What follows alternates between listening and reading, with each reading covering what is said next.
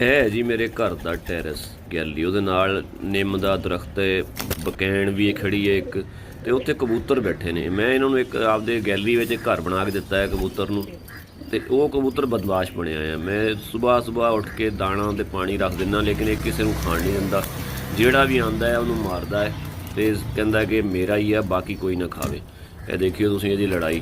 मैं एक रोज़ इहदी वीडियो बनाना, देखना अज मैं यह देखो जी, फंडा करेगा सारे ना, किसी को खाण नहीं देना, उठू उठू करता रहिंदा ते बैठा अपना प्लेट च कल्ले ने उन्हें घूमना। असल जो समझदा कि मालिक मैं ही है इस पूरे छज्जे का। मैं तो अल्लाह वास्ते रखदा, चलो ये कि दाने बंद दाने खा जाएंगे, पानी पी जाएंगे, गर्मी होंदी है, लेकिन वो बदमाश बने आया इत्थे दा। ये कबूतर का नाम भी रख दिंदे ट्रैंप।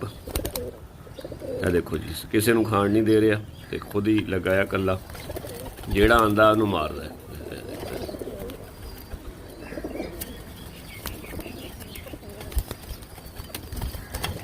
ਝਗੜਾ देखो ਉਹਦਾ।